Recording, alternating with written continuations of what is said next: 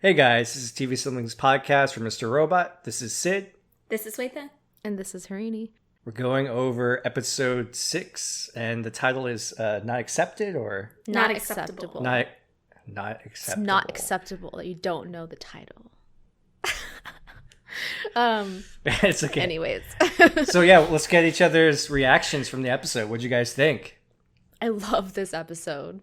I really, really liked it. There was so much suspense and tension on every single storyline. I was like, oh my God.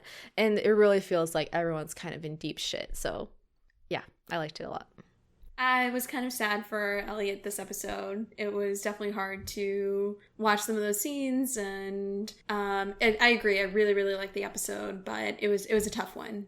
Yeah, I agree with both of you guys. It's a great episode. I loved it and also hated it at the same time. And hate is maybe not the correct word, but more, I hated the actions and decisions that Elliot made in order to, push forward his plan. I understand why he did it. He felt like he had no other choice. And we'll get into, maybe some of those decision makings that he did. But this was a great transitional setup episode that sets up things for, the stretch run really, really well. And there were some things that happened in this episode that I did not even think could happen, particularly with Darlene and DDP. And I have no idea where their story is going to go. And I'm very excited about that, as well as what's going on with Vera, Krista, and Elliot.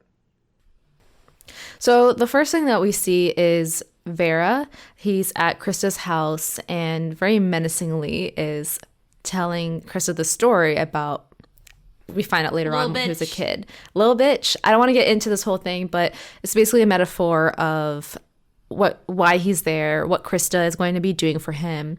The whole story is Vera had a bully when he was younger, and he was a little bitch, but he wasn't a little bitch anymore after he took his bat and almost beat this other kid, this bully, to an inch of his life. And he tells Krista, "You're going to be my bat. You're going to be my bat in order to break Elliot. I need him to work with me." And so that's kind of where we left off, or kind of leave off in the first scene of the episode. Anything to say on this, guys? I'm a little bit frustrated because in the previous episode, Vera is telling his associate, "I don't want Elliot to be my prisoner. I want him to be my partner." Exactly. Yeah. But now we're getting this kind of different take on that, where he's like, "I'm going to break Elliot so hard that he's going to have to help me and be on my side." And that's kind of a little bit different. I was hoping for a little bit more of a partnership, even as unrealistic as that would be. It's kind of frustrating that the show misled us a little bit that way. I mean, that's exactly what Vera says. He uses that term. I want him to be my partner. But this is not, I guess we can't take it with a grain of salt what Vera thinks as a partner, right? Yeah. But yeah, I totally am with you, Swetha. I was kind of disappointed about the route that they're taking with this.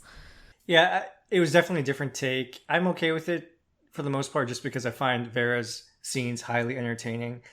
I think I was talking with, you guys or other friends saying, I love the way Vera talks. I've said this many times. He feels like a hood philosopher. Like the way he phrases things and how he describes things is very entertaining. Yeah, he's great. And I love the kind of Scottie Pippen-esque hair. Yeah, I think Mark was saying he looks like Eminem a little bit. Yeah, like a young yeah, Eminem, a totally. Latino Eminem. Yeah, I like that. Yeah. Yeah. But one thing that kept throwing me off and felt a little off-putting was he kept saying Xmas. I hated that. Yeah. He has his own little quirks. Yeah. But there's not more to say on that, but I was like, why does he keep saying Xmas? But yeah, so the next scene, we're kind of taken back to season 1. People may have recognized this. This was Ron's coffee shop, although I think it's been changed to a different name, like Todd's. It's now Todd's Coffee. Yeah, but it is interesting. They kind of doing a full circle here in the last season, taking us back to where it all started. And interesting transaction happens here. So Leon, we see Leon again, and he just kind of rolls in and is like, "What's up, Ellie?" I love how he calls him Ellie. It was Ellie. Okay, so you were right. You were asking, did he call him Ellie? But yeah, okay. Yeah, he calls him Ellie, and it's a very quick interaction. Ellie's like, "Do you have what I asked for?" At first, I did not know what he slipped under the table, but I think we find out later it's probably the drugs. Probably, yeah. Do you guys have a different theory? Well, for the scene that you're talking about, I question whether Elliot actually drugged Olivia. Oh. He could have easily just lied, and it could have been a social engineering experiment. True. I'm not sure. I assumed whatever he handed to him was in relation to what they had to do that night. But it easily and most probably could be the drugs. What I thought was interesting about the scene, I didn't catch this, but Mark caught this, that the music he's listening to was his own music. Joey Badass's music. So I think Mark said it best, like a total Kanye moment, like listening to his own music and getting pumped about it. Yeah. But it was great to see Leon. It's also possible that Leon brings him a piece of hardware or something like that that they use in the Hack of the Deus group. Yeah. Hopefully, if we're optimistic about it. Right. So, yeah, but we could finish the scene, but in sequence, this gets cut off, and we see Darlene.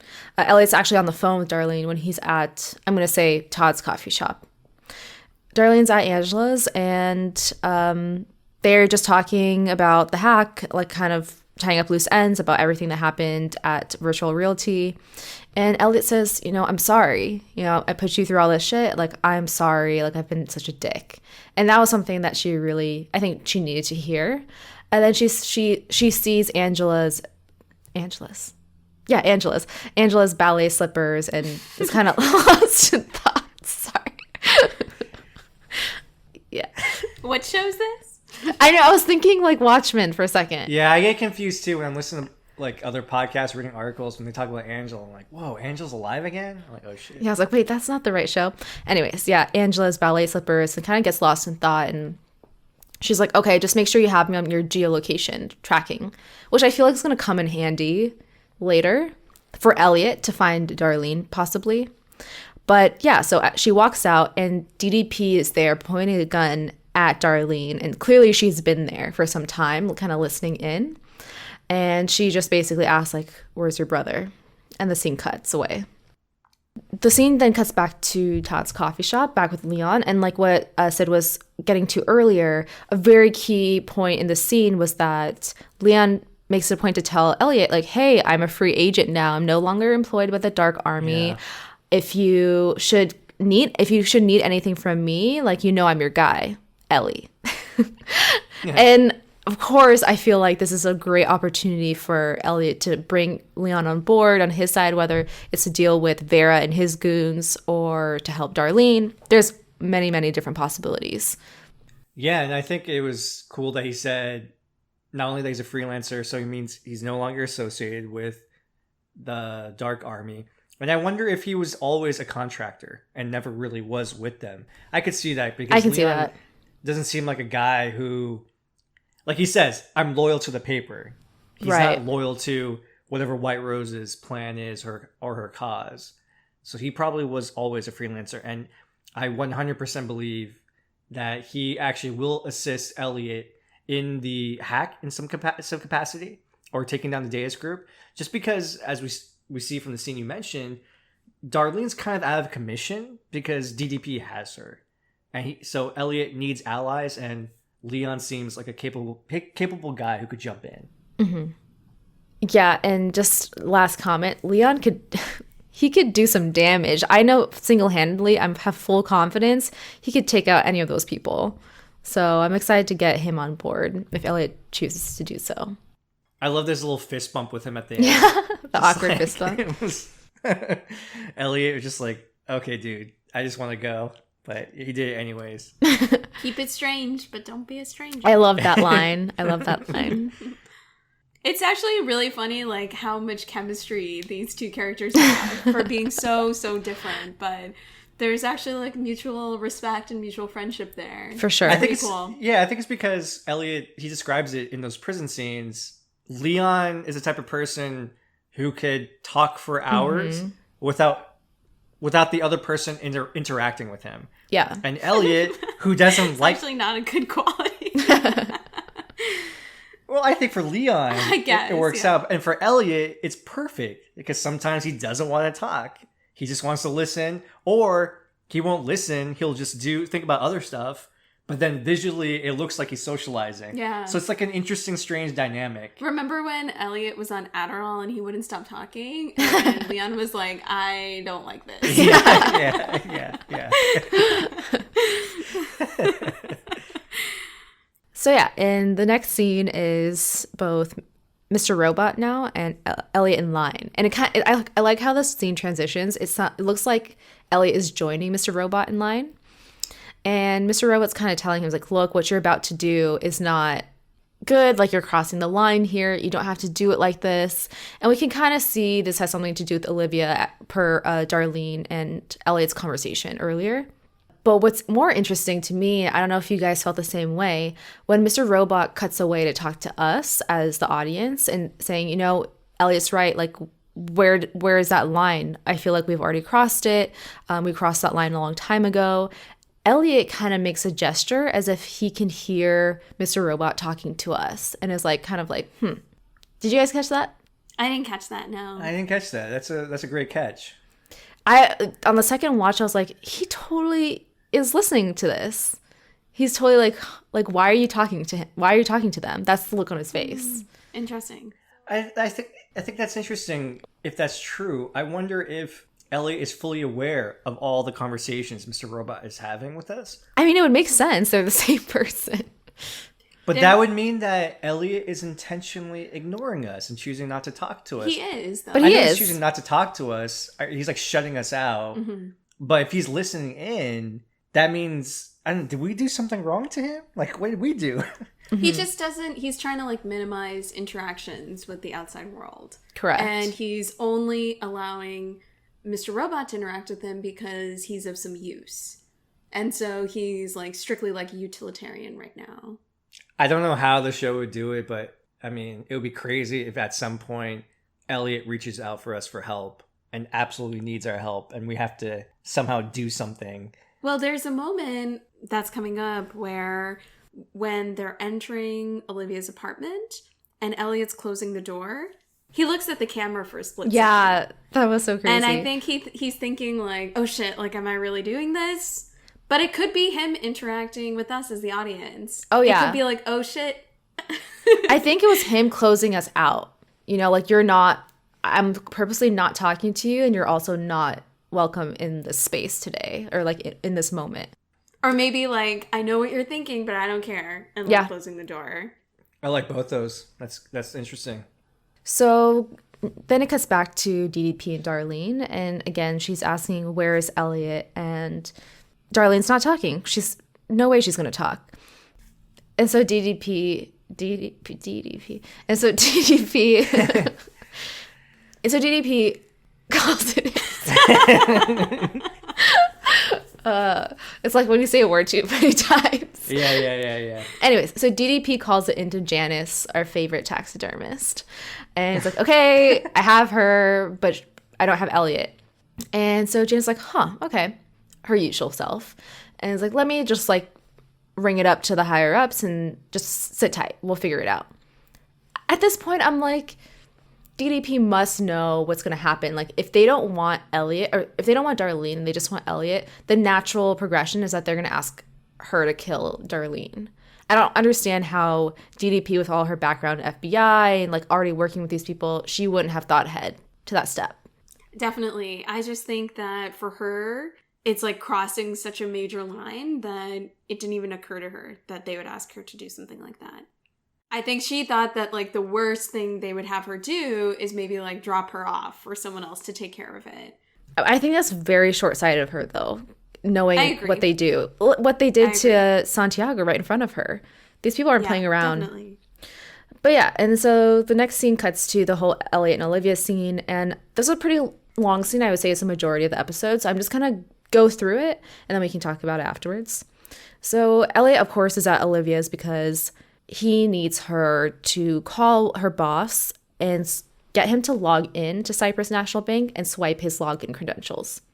The way he does this at first is he just tries to talk to her, like, hey, there's this group called the Deus Group. You're working for like an offshore bank account. It's all a front, and they're doing some really bad things. They were behind a lot of different attacks all around the world, including where your mom was killed.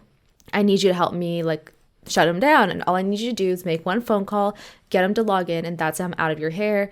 And she obviously freaks out, and she's like, I didn't even tell you where I worked. Like, how do you even know all this information? Good catch on her part. And Elliot kind of has to come clean and says, I hacked you. It's hard to explain right now. I know it's a lot of information, but I really just need you to do this thing for me so I can just get out of your life and like be out of your hair. She's like, absolutely not. Get out of my house. I don't want to see you. This is crazy. And she basically tries to kick him out. And there's a long pause where he's just at the door for a while. And you're like, what is he doing? And he pulls back. He's like, don't you get drug tested regularly? Don't you have to be clean in order to get custody of your son? And she's like, how would you know that? And it's like, I looked into you. And she's also like, I've been clean for 8 years. Like, what the hell's your problem? And it slowly pans over to the coffee that he got her. And he's like, no, you're not. And I was like, oh, fuck. Elliot. So crushing. Christmas in a cup. Just terrible, yeah. Was not expecting her to say that. It's just awful. He tricked her. It was bad. It was bad. And that was such a cute moment when he shows up and they have an awkward moment.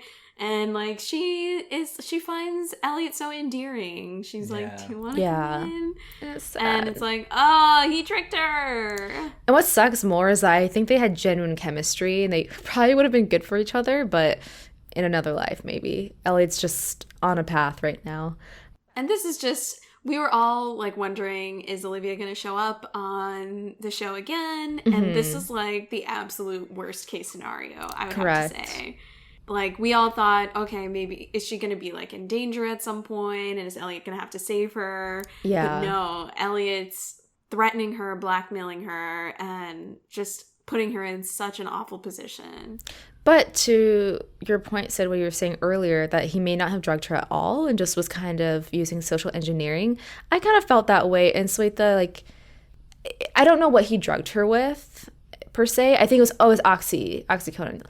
I feel like that would have worked in the time frame that they were there together, for sure. These are pretty fast-acting drugs. And I feel like she would have shown signs and symptoms of it working, but she didn't. And that was always kind of in the back of my mind. I was like, she's not acting like she's high or anything like that. In fact, she's acting quite the opposite. So that didn't even occur to me that he may not have drugged her at all. But now looking back on that, that's definitely a possibility that he didn't. Oral drugs do take about 15 to 20 minutes to start working, though. But I think they were there for at least 15 to 20, right? They were there for a while. But I think by the point in time he revealed it to her, I think it might not have been to the point where she would have started to feel effects. No, that's what I'm saying. Like, even after the fact, she wasn't showing any signs that she was high or that she was feeling the effects. I mean, I don't want to get super technical, but if it's in pill form, he dropped it into the drink, it dissolves. Does that make it take longer? Not necessarily. No. You get a little bit of absorption in your mouth, but then oral drugs in general, even if they're fast-acting, for example, like when you've taken an ibuprofen before, it doesn't work instantly. It takes a little bit of time for it to start to give you pain relief. I guess one more point is it's a tablet that's dissolved in a full cup of coffee. It doesn't matter. It's the same. But it's spread out over, Oh, I see what you're saying. Yeah, definitely. So that could it's be. It's not instant impactful from a solid condensed tablet. Correct. And she only had like a sip. Exactly. And if he only put one single pill in there or something like that. Yeah. It could have been, it's plausible. The whole scenario is still plausible, where she would not have known and she wouldn't have felt anything.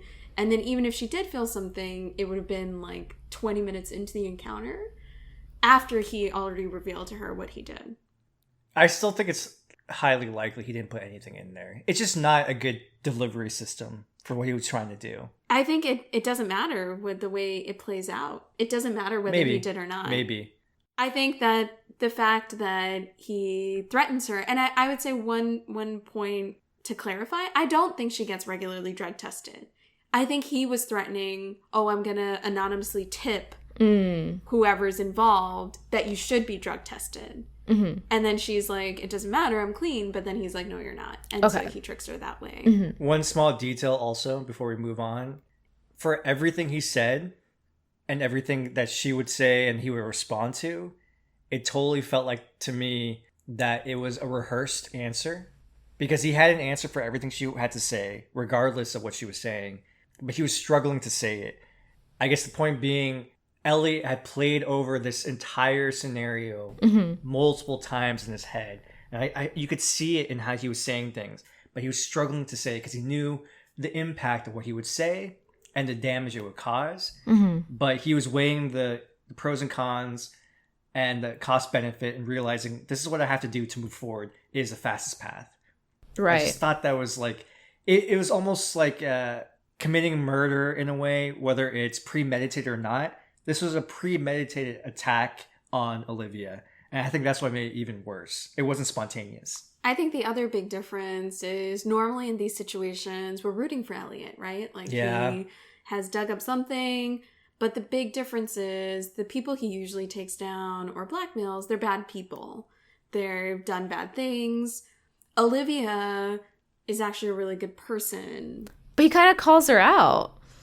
Right. So he threatens her and she kind of realizes she doesn't have a choice right now. She calls her boss and kind of makes something up because it is Christmas Day. It's a little strange. And basically her boss will call her back. And in the course of that, she gets mad at him. She's like, you probably can have a little slip here and then, but you've destroyed my life, you know? And kind of going into that, Elliot doesn't back down. He's not very sympathetic. He's like, well, you shouldn't have worked for them in the first place. I feel like you're a smart girl. You knew exactly what they were doing, and yet you worked for them anyways. And I get it, money's great, but you chose to look the other way. And what I'm trying to do is make sure that no one has to do that anymore. You don't have to look the other way. You don't have to compromise your morals anymore. They should be shut down. And she asks to go to the bathroom. In a very unfortunate series of events, Elliot finds that she has cut herself, has slit her wrists. And he scrambles to, bandage her up, and he manages to save her just in time. And it's just horrible. Like, he says, he tries to sympathize with her and say, I'm sorry it's happening. And she just won't have it. And he just slips her phone back into her hand. It's like, you still need to do this, kind of reminding her. She has 3 missed calls from her boss. She calls him back. And it's just, this lady did an amazing job acting like after she just literally tried to kill herself and has to continue the task at hand. And she does. And the credentials are there, the login is there, he gets everything, they're good to go. And Elliot basically just leaves her. But before he does, she tells him, like, yeah, I may work for monsters, but you are one, and you're the worst kind because you don't even know it. And Elliot just looks at her and, like, leaves, and it's a great shot where he leaves and Mr. Robot is there behind him, just kind of looking at the scene. Yeah, so, man, there's a lot of things to go over in this scene, even though not a lot happened story-wise, but there was a lot of details that are really, really important.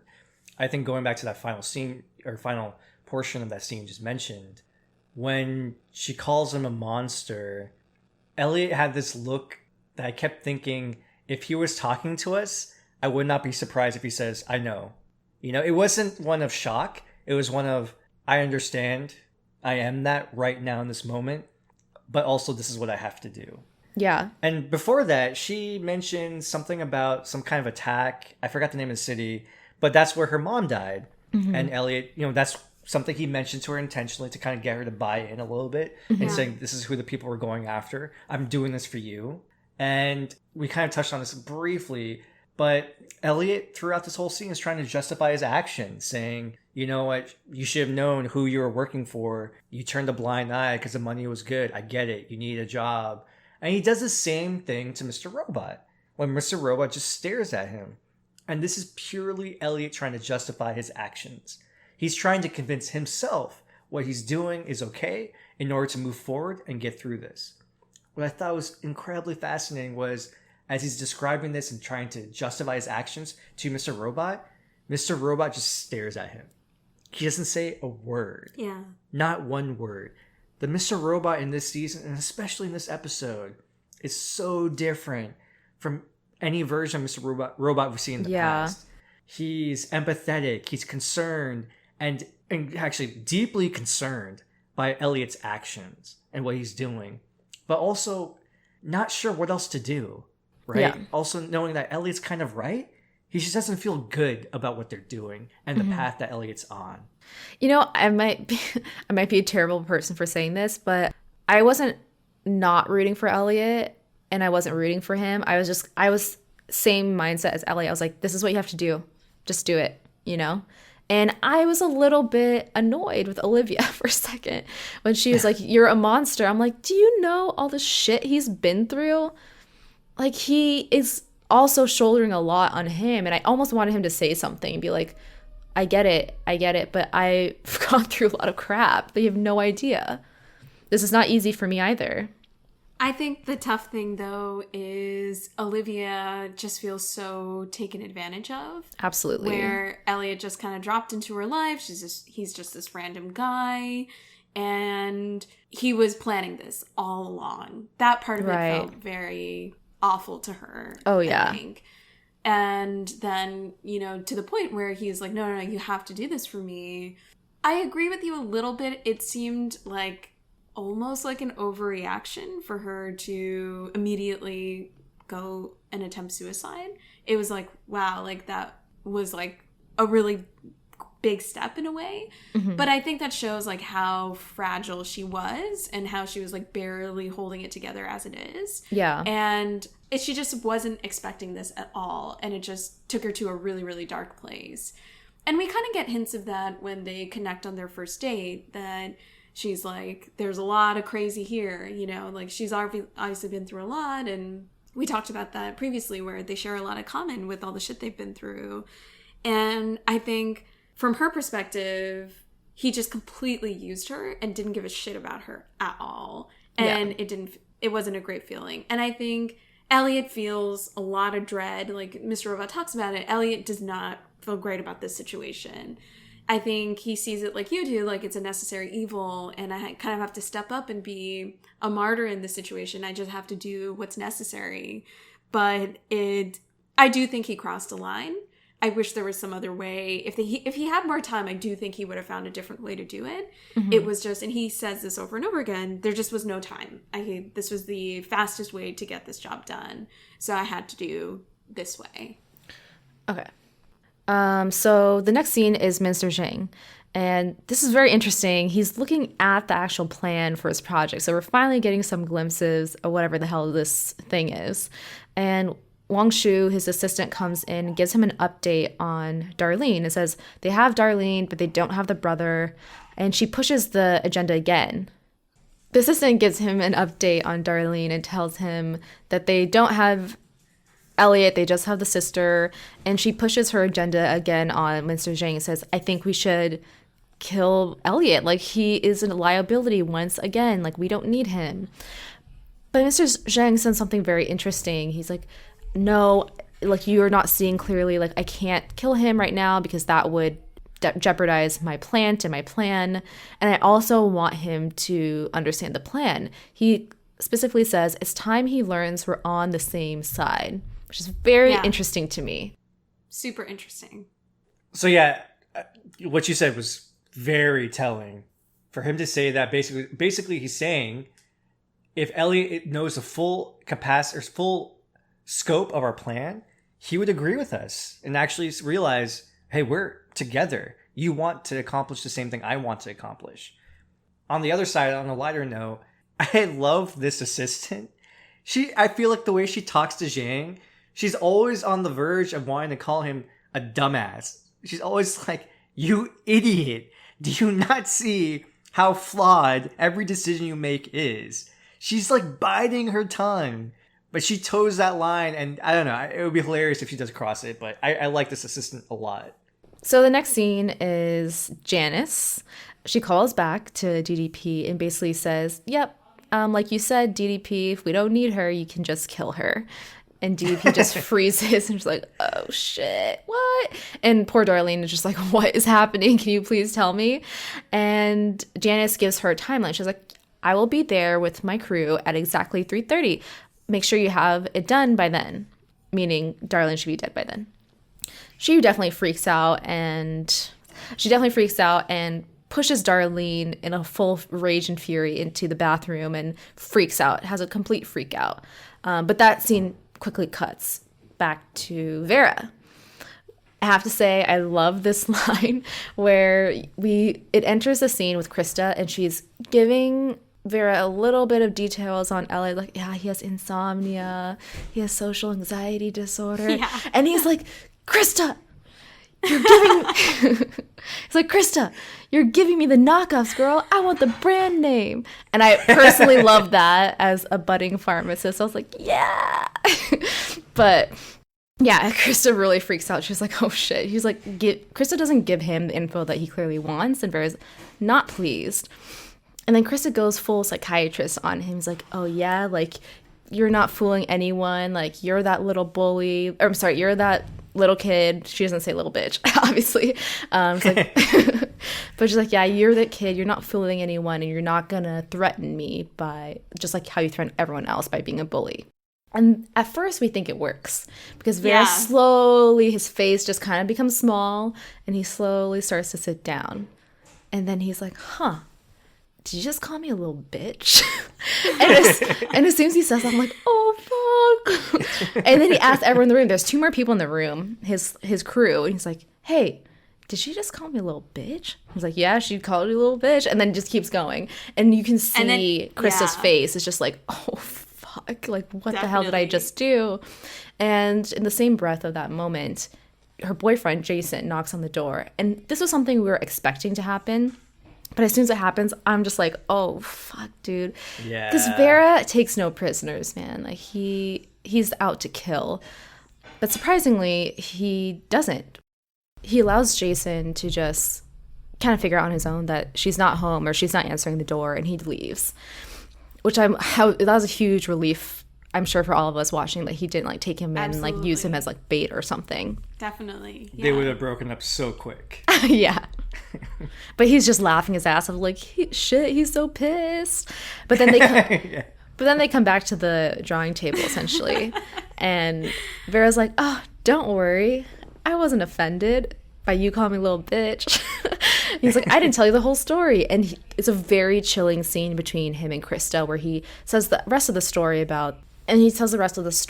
and it basically gets her to realize the gravity of the situation. And he's like, you have to talk to me. You have to give me, I know you know what I need, and I need you to give it to me. And he becomes very like soft almost. And he's like, I have no reason not to let you go. If you give me what I want, I need you to trust me. And she tells him exactly what he needs. He says, go to my filing cabinet, go to the file that says Elliot, dated September 2015. And towards the end of the scene, he basically asks her, what am I going to find in there? He's like, Mr. Robot. And he's like, what's that? He's like, that's how you're going to break Elliot. Thoughts? Yeah, so, I mean, Vera, it was so cool because Krista tried to use her psychiatrist powers against him. Definitely. And he switched it up on her so quick. It was amazing to see. You know, I get it. Krista's got to try. That's her superpower, right? But Vera's superpower is to see through bullshit and to, make every situation his advantage in some capacity. It was really cool because in that moment, you're like, yeah, Krista, like standing up for herself. Yeah.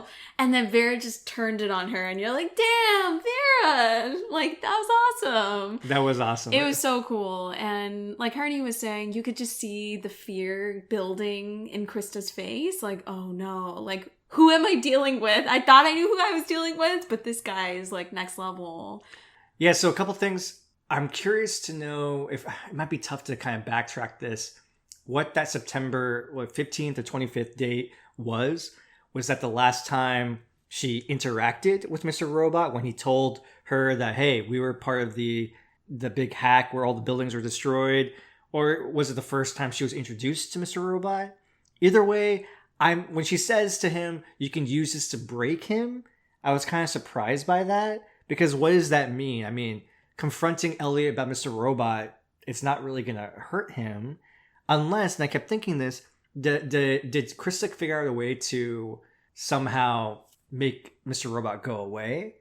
Because in their interactions, he's always fighting with her. And this was actually in the preview for the episode, where they give you like, hey, these are all the scenes that are important for this, that are relevant to this episode. There's a scene where Mr. Robot is yelling at Krista, you're trying to destroy me. I wonder if Krista actually came up with a way to somehow negate and neutralize Mr. Robot for Elliot's benefit in the process of his healing. And maybe there's notes in there about that. And maybe Vera has some ability using her notes to, I don't know, neutralize or get rid of Mr. Robot so that Elliot feels helpless in some capacity. And then, Vera becomes that person that Elliot goes to for help. I don't know. I disagree a little bit. I think when we see Elliot bump into Krista earlier this season, he tells her, like, I've been doing what you said. I've been working with Mr. Robot. And so I think she actually encouraged him to get in touch with that part of his personality more. I don't think she would have tried to... So why would she give that up and say, this is how you use him to break it? What's the logic behind that? Well, so all she says is the September 2015 file has what you need. I personally think, and Hardy was the one to first bring this up, when they bump into each other on the street like that, Krista looks so afraid of Elliot. Yeah. I think something happened. And I think that that's what's in the September 2015 file.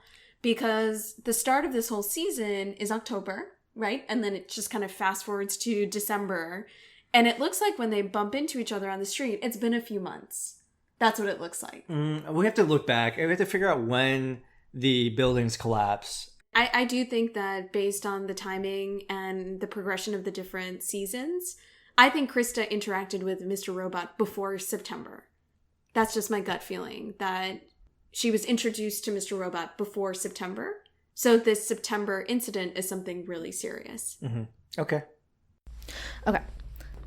So it cuts back to DDP, and DDP's looking at her phone. It's 3:25 p.m. We know Janice is going to come at 3:30 on the dot. And Darlene starts to wake up from DDP hitting her with her gun. And it's a very emotional sequence of events where Darlene's like, fuck, like, she's going to kill me. Like, DDP's like, has a gun to her head. She's like, I just have to do it. I have to do this. I have to protect my family. And Darlene's like crying and pleading with her, like, please don't do this. You don't have to be sorry for anything. Don't do this. Phenomenal acting by these two ladies. Like, wow. Absolutely. And eventually it comes to a lull. Darlene tries to connect with her and just be like, hey, that night we spent together, it meant something to me. Like, even if I understand you have to do what you have to do, but just know that it was more for me and it was real. And after that, DDP kind of has not a change of heart, but she just realizes, like, this is not me and I can't do this. So she takes Darlene out and back into the hall and is like, shoot me. This is the only way this is going to work. Just kill me and make it quick. And Darlene's freaked out. She's like, what do you mean? Like, I'm not going to kill you. Like, we can leave. But DDP makes a great point. She's like, I can't. You don't think I've thought about that? If I leave and we're both gone, they're going to kill my entire family. And scariest moment when the door opens and it's Janice and the two members of the Dark Army. And Janice is like, I was not expecting this. Yeah. She's like, I am so shocked. Okay. And she's just trying to reassess the situation. And it's just like, it's like two kids caught, like, doing something they're not supposed to do.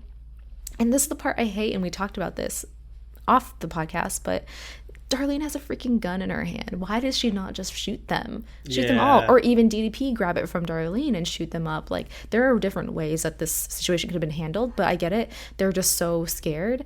And Janice makes it very clear to DDP. She's like, oh, don't worry, I'm not going to kill you, but this is going to be very, very painful for you. And she gets the gun and puts it to Darlene's head. And she's like, I want you to lock your phone and tell me where your brother is. And she's like, well, if that's what you need, it's not going to work because I already wiped my phone, which is great thinking on Darlene's part. And the scene ends with Janice doing one of her, okay. And we don't know what's going to happen from there. Yeah, I think I was like so pumped when Darlene said that she wiped the phone. I was like, fuck yeah, Darlene. That was so gangster, so ballsy, and it was incredible. I don't know what's going to happen with them. But as far as I'm concerned, in relation to Elliot's plan, I think DDP and Darlene are off the board. They're under the watch of Dark Army. I also think a member of DDP's family will die, unfortunately. There has to be some kind of punishment for her actions or lack of action. And yeah, I just feel so bad for DDP. And I'm very, very worried about Darlene. Just the way that Janice says, this will be very painful. Just, gut-wrenching. Yeah. The only thing that's in the benefit of Darlene and DDP is that the plan is supposed to be enacted that night. So hopefully Dark Army will be in disarray and that there will be no, action against DDP's family and any action against Darlene. So that's our only hope. This was an amazing turn of events. It was so fucking tense, man. Holy shit. I couldn't believe this was happening. And even, that whole situation where what's DDP going to do? Is she really going to kill Darlene? Like, what's going to happen? I thought, maybe, we had theorized about her using that Irish criminal guy who could disappear people. I was like, oh, maybe she'll just, get rid of Darlene in this moment. Yeah, she could have called him in an hour. I don't know. Tough to pull off, I think. Yeah, to track him down. She doesn't know where he is. But, still, I was like, oh, maybe she'll do that. And then the episode ended like that. I was like, oh, my God. This is so crazy. It was so crazy. Yeah. It was really great acting by both. This was one of the most tense moments of the whole series. Totally. And just amazing. Amazing. So then the final scene of the episode, Elliot gets a call from Krista as they're walking out. Him and Mr. Robot are together. And Krista's talking a mile a minute. She basically says, I got kidnapped by one of the people that knows you, Fernando Vera, and he made me tell all these things about you. I'm so sorry, Elliot. I don't know what to do. I'm so scared. Can we meet? Immediately, Elliot's like, yeah, where are you? And this was the part where it was a little strange. She was like, I don't know. Downtown, I think. I was like, don't you live in New York? How do you not know where you are? But anyways, and he's like, can you get to Washington Square Park? And she's like, yeah, I think so. It's like, all right, I'll meet you there. And he's like, okay, bye. And immediately Mr. Robot's like, there's no way that Vera would let her go just like that. And Elliot's like, I know. He knows. He's fully aware. And Mr. Robot has slight monologue where he says, off to play the hero again, and that's quickly cut off because Elliot is jumped by Vera's men and is thrown into the trunk of his car, and they drive off, and that's where the episode ends. Yeah, so regarding Mr. Robot's monologue, he says something very interesting in that he's talking about crossing lines, and in these situations when you're under pressure, does this really reveal who you actually are? And he's questioning that. Is this really who... He doesn't say just Elliot. He says we. Is this who we are? Are these the type of things that we are willing to do? And he says, I'm not sure. He doesn't know if it's the pressure or just the circumstances. This is all we're left to. But clearly he seems lost, which is interesting as Mr. Robot. Mr. Robot has always been so confident, so certain, and said, this is the plan, this is what we need to do, and this is how we're going to do it. But he seems adrift in this season and conflicted with the decisions they're making, but also understanding I'm just a passenger. I have to go along with Elliot because Elliot's in control right now. And I personally think that Elliot is going to team up, or maybe forced to team up, or come up with some proposition for Vera to get his help to do the hack or whatever they need to do to take down the Days group that night. And Leon. He can't have the help of Darlene, so that's a huge asset he's missing. So he's going to have to do all the hacking itself, but he's going to need legwork from other people. Vera has the resources. Leon is a huge asset. I think he's going to come up with some propositions saying, hey, this is what I'm going to do. You want to be king? You want to be king of New York? You want to be, the head gangster? Do what I'm asking. Help me out tonight, and I'll give you what you want. It's small potatoes in the whole scheme of things to Elliot, and he's going to have to make some compromise decisions in order to fix this plan and get this plan done. Yeah, makes sense. I think he could also just tell him, the Dark Army is going to kill me, and I need to defeat the Dark Army in order to survive to help you in the future. Yeah, I agree. I don't really see how Vera can be really useful in this situation, though. That's the part that I'm struggling with. Vera's resourceful. Vera is quite resourceful. I'm sure he can figure something out. But yeah, we're just going to see that for the next episode. Yeah, so I agree with you, Sweta. I don't think Vera is necessarily like very useful, resourceful, and in terms of like the food chain, he's very low on the bottom compared to someone like White Rose. But I think his advantage is he's not someone that Elliot was expecting or White Rose was expecting, and I think Elliot's smart enough to know how to use him exactly in the way that he needs to disrupt all these events that need to happen that same night. And I totally agree with you guys. It's very clear that he's going to use Vera. I'm like, hey, you want me to work for you? Fine, but you need to do this for me tonight. This is very imperative. Yeah, so that's the episode. So we'll upload this as soon as we can. Thanks for listening, guys. This is Sid. This is Sweta. And this is Harini. Thanks, guys. Bye. Bye.